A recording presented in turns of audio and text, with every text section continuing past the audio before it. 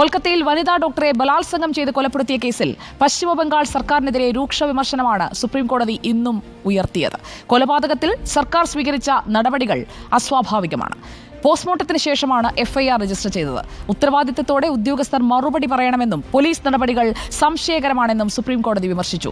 സുപ്രീംകോടതി ഇടപെടൽ സ്വാഗതം ചെയ്ത് വനിതാ ഡോക്ടറുടെ സുഹൃത്തുക്കൾ രംഗത്ത് വന്നു. പ്രതിഷേധം ശക്തമായ കൊൽക്കത്ത ആർ.ജി.കർ മെഡിക്കൽ കോളേജിൽ പുതിയ പ്രിൻസിപ്പലിനെയും സൂപ്രണ്ടിനെയും ബംഗാൾ സർക്കാർ നീക്കി. ജൂനിയർ ഡോക്ടർമാരുടെ പ്രതിഷേധത്തിന് പിന്നാലെയാണ് ഈ നടപടി.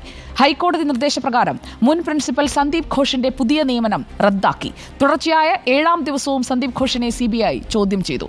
കോടതിയിൽ സംഭവിച്ചതെന്ത്, ഒപ്പം കൊൽക്കത്തയിൽ സംഭവിച്ചുകൊണ്ടിരിക്കുന്നതെന്ത് നമുക്ക് നോക്കാം. ലീഗൽ കറസ്പോണ്ടന്റ് ശ്യാം ദേവരാജും കൊൽക്കത്തയിൽ നിന്ന് ആദിൽ പാലോടും നമുക്കൊപ്പം ചേരുന്നു തത്സമയം. ആദ്യം ശ്യാം ദേവരാജിലേക്ക്. Good evening Shyam Devaraj. Supreme കോടതി കഴിഞ്ഞ ദിവസം കപിൽ സിബലിനോട് ആവർത്തിച്ച് ചോദിക്കുന്നുണ്ടായിരുന്നു, എന്തുകൊണ്ട് അമാന്തമുണ്ടായി FIR ഇടാൻ? കുട്ടിയുടെ അച്ഛന്റെ പരാതി വേണ്ടി വന്നല്ലോ, പിന്നെ ആ ആശുപത്രി സംവിധാനങ്ങൾ എന്ത് ചെയ്യുകയായിരുന്നു? അതേ ചോദ്യം ഇന്നത്തെ സിറ്റിംഗിൽ ആവർത്തിക്കുമ്പോൾ ഇന്ന് CBI കൊടുത്ത തൽസ്ഥിതി റിപ്പോർട്ട്, അതുപോലെ തന്നെ ബംഗാൾ സർക്കാർ എടുത്ത നടപടികൾ, ഇതൊക്കെ സംബന്ധിച്ച് അവർക്ക് പറയാനുണ്ടായിരുന്നത് എന്താണ് ശ്യാം? രൂക്ഷമായ വിമർശനമാണ് ഇന്നും കൊൽക്കത്തയിലെ യുവ ഡോക്ടറുടെ കൊലപാതകവും ബലാത്സംഗ കൊലപാതകവുമായി ബന്ധപ്പെട്ട് സുപ്രീം കോടതിയിൽ നിന്നുണ്ടായത്. ബംഗാൾ സർക്കാരിനെതിരെയാണ് ഇത്തരം അതിരൂക്ഷമായ ഭാഷയിലുള്ള വിമർശനം തന്നെ ഉണ്ടായത്.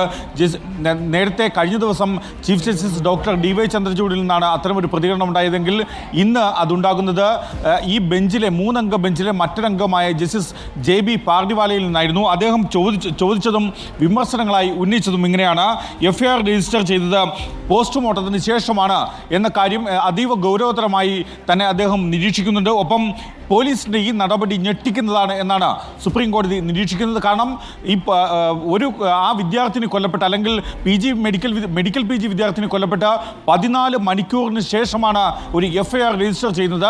എന്തുകൊണ്ട് FIR രജിസ്റ്റർ ചെയ്യാൻ ഇത്രയും വൈകി എന്നാണ് ജസ്റ്റിസ് JB പാർഡിവാല ചോദിക്കുകയും ചെയ്തത്. പോലീസിൻ്റെ നടപടി ഞെട്ടിക്കുന്നതാണ് സുപ്രീം കോടതി വ്യക്തമാക്കുന്നു. ഒപ്പം ഉത്തരവാദിത്തത്തോടെയാണ് ഉദ്യോഗസ്ഥർ മറുപടി പറയേണ്ടത് എന്ന താക്കീതും സുപ്രീം കോടതി നൽകുകയും ചെയ്തിട്ടുണ്ട്. അവ്യക്തമായ മറുപടി അല്ല വേണ്ടതെന്നും സുപ്രീം കോടതി ബംഗാൾ സർക്കാരിനോട് പറഞ്ഞു. ഒപ്പം FIR രജിസ്റ്റർ ചെയ്യാൻ വൈകിയത് എന്തിനെന്ന് ആവർത്തിച്ചു ചോദിക്കുന്നു. രേഖകൾ നോക്കിയാണോ അസ്വാഭാവിക മരണത്തിന് കേസെടുക്കുന്നതെന്നായിരുന്നു സുപ്രീം കോടതിയുടെ മറ്റൊരു ചോദ്യം. പോലീസ് ഉദ്യോഗസ്ഥർ ഉത്തരവാദിത്തത്തോടെ മറുപടി നൽകണം. സർക്കാർ സ്വീകരിച്ച നടപടികൾ അസ്വാഭാവികമാണ്. അതായത് ഈ വിദ്യാർത്ഥിനി, മെഡിക്കൽ PG വിദ്യാർത്ഥിനി കൊല്ലപ്പെട്ട് അതിൽ ഇൻസ്റ്റിറ്റ്യൂഷണലായി, അതായത് ആ സ്ഥാപനം എന്ന നിലയിൽ ആർ.ജി.കർ മെഡിക്കൽ കോളേജ് ഒരു നടപടിയും സ്വീകരിച്ചിട്ടില്ല. പ്രിൻസിപ്പൽ പരാതി നൽകിയിട്ടില്ല. പ്രിൻസിപ്പൽ ഇതിന്മേൽ എന്തെങ്കിലും ഒരു നടപടി സ്വീകരിച്ചിട്ടില്ല. മാത്രമല്ല പോസ്റ്റ്മോർട്ടം നടക്കുന്നത് തന്നെ ഏറെ വൈകിയാണ്.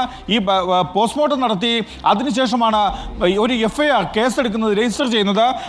അതുകൊണ്ട് തന്നെ സർക്കാർ സ്വീകരിച്ച നടപടികൾ, ഈ ആശുപത്രിയിലെ അധികൃതർ സ്വീകരിച്ച നടപടികളെല്ലാം അസ്വാഭാവികമാണ്. പോലീസ് സ്വീകരിച്ച നടപടിയും അസ്വാഭാവികമാണ് എന്നും സുപ്രീം കോടതി വിമർശിക്കുന്നു. ശരി ശ്യാം ദേവരാജ്, നമുക്കൊന്ന് കൊൽക്കത്തയിലേക്ക് പോകാം. ആദിൽ പാലോട് കൊൽക്കത്ത ആർ.ജി.കർ ആശുപത്രിയിലുണ്ട്. ആദിൽ പാലോട്, സുപ്രീം കോടതിയുടെ വിമർശനങ്ങൾ, അത് നേരിട്ട് കോടതി നടപടികൾ ലൈവ് സ്ട്രീമിംഗ് ആയി കണ്ടുകൊണ്ടിരിക്കുന്ന അവിടുത്തെ ഈ വിദ്യാർത്ഥിനിയുടെ സുഹൃത്തുക്കളെ അടക്കമാണ് ആദിൽ ഇന്ന് രാവിലെ കണ്ടുകൊണ്ടിരുന്നത്. അവരുടെ സുപ്രീം കോടതിയിൽ നിന്നുയർന്ന പരാമർശങ്ങളോടുള്ള പ്രതികരണം എന്തായിരുന്നു? മുഖം രക്ഷിക്കാനുള്ള പല നീക്കങ്ങളും അവിടെ ചെയ്ത് കൂട്ടുന്നുണ്ടല്ലോ ഇപ്പോൾ മമതാ ബാനർജി സർക്കാർ വളരെ തിടുക്കത്തിൽ തന്നെ. എന്തൊക്കെയാണ് ഇപ്പോൾ കൊൽക്കത്തയിൽ സംഭവിക്കുന്നത് ആദിൽ?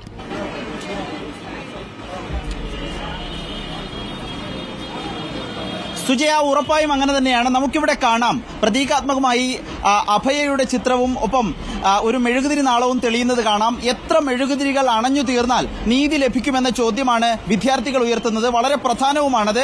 കാരണം ഇതുവരെ ഒറ്റ പ്രതിയിൽ മാത്രമായി നിൽക്കുകയാണ് ഈ കേസന്വേഷണം. CBI അന്വേഷണം ഏറ്റെടുത്തിട്ടും ഒരു പുരോഗതി, കേസന്വേഷണത്തിൽ ഒരു പുരോഗതിയിലേക്ക് എത്താൻ ഇതുവരെ കഴിഞ്ഞിട്ടില്ല എന്നുള്ളതാണ് യാഥാർത്ഥ്യം. വിദ്യാർത്ഥികൾ സുപ്രീം കോടതി ഇടപെടൽ സ്വാഗതം ചെയ്യുമ്പോഴും ചോദിക്കുന്നുണ്ട്, CBIയുടെ അന്വേഷണത്തിലെ പുരോഗതി എന്തെല്ലാമാണ്, എന്തൊക്കെ പുരോഗതി ലഭിച്ചു എന്ന ചോദ്യം ഉന്നയിക്കുന്നു. അതിനിതുവരെ CBIക്ക് കൃത്യമായ മറുപടി ലഭിച്ചിട്ടില്ല. സുപ്രീം കോടതിയിൽ CBI നൽകിയ റിപ്പോർട്ടിലെ വിവരങ്ങൾ പുറത്തു വരുമ്പോൾ മാത്രമേ നമുക്കതിൽ ഇപ്പോൾ എവിടെ എത്തി നിൽക്കുകയാണ് അന്വേഷണം എന്നതിൽ ഒരു വ്യക്തത വരികയുള്ളൂ. വിദ്യാർത്ഥികളോട് ചോദിച്ചാൽ സുപ്രീം കോർട്ട് ഇന്റർവെൻഷൻ बारे में आपका रिएक्शन क्या है? Actually, Supreme Court has talked about a lot of things, including the National Task Force, which is very appreciable. He wants the Ministry of Health to open a portal for any suggestion regarding National Task Force, which is also very appreciated. But the real issue of arresting the culprits behind this crime, it is not addressed properly. So we are waiting further for his further intervention. കൂടുതൽ പ്രതികൾ പുറത്തുണ്ട്, അവരെ കൂടി പിടികൂടണമെന്ന ആവശ്യം വിദ്യാർത്ഥികൾ ഉന്നയിക്കുന്നുണ്ട്. സഞ്ജയ് റോയ് എന്ന civic police volunteer മാത്രമല്ല പ്രതി. ഈ കൃത്യം ഒന്നിലധികം പേർ ഇതിൽ ഉൾപ്പെടുത്തിയിട്ടുണ്ട് എന്ന ആരോപണം മാതാപിതാക്കൾ ഉന്നയിക്കുന്നു, സുഹൃത്തുക്കൾ, സഹപാഠികൾ, മാനേജ്മെന്റ് തന്നെ ഉന്നയിക്കുന്നു. ആ നിലയിൽ ഇതിന്റെ അന്വേഷണ പുരോഗതി ഇപ്പോൾ 2 ആഴ്ച പിന്നിടുകയാണ്. ഇന്ന് വ്യാഴാഴ്ചയാണ്. ഈ 2 ആഴ്ച മുന്നുള്ള ഒരു വ്യാഴാഴ്ചയാണ് രാത്രി ഡ്യൂട്ടിക്ക് എത്തുന്ന വനിതാ ഡോക്ടർ ക്രൂരമായി ബലാത്സംഗത്തിനിരയായി കൊല്ലപ്പെടുന്നത്. ഇപ്പോഴും കൃത്യമായൊരു മറുപടിയിലേക്ക് എത്താൻ കഴിയുന്നില്ല. ഈ സമരം ഈ നിലയിൽ തന്നെ പുരോഗമിക്കും, ശക്തമായ സമരം തുടരുമെന്നാണ് ഇവിടെയുള്ള സമരക്കാർ തന്നെ പറയുന്നത്. ये मूवमेंट कितने दिन तक चलेंगे? देखिए, इंसाफ जब तक नहीं मिलेगा ये मूवमेंट तो चलेगा ही. हाँ, हम लोगों को इंसाफ चाहिए. जो लड़की के साथ हुआ है वो गलत हुआ है.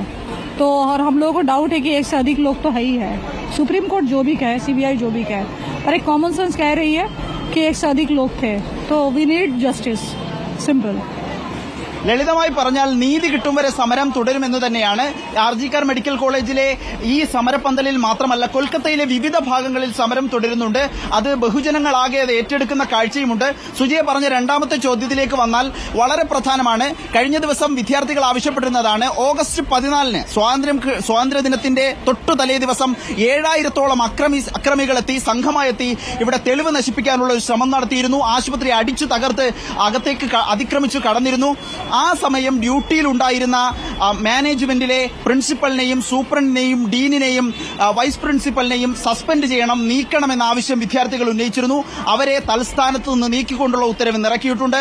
ഒപ്പം കേസ് അന്വേഷണത്തിൽ CBI സന്ദീപ് ഘോഷിനെ 7ാം ദിവസം തുടർച്ചയായി ചോദ്യം ചെയ്യുകയാണ്. മുൻ പ്രിൻസിപ്പലിന് ഇതിൽ പങ്കുണ്ട് എന്നത് ഏറെക്കുറെ വ്യക്തവും ആരോപണങ്ങളാൽ വന്നതുമാണ്.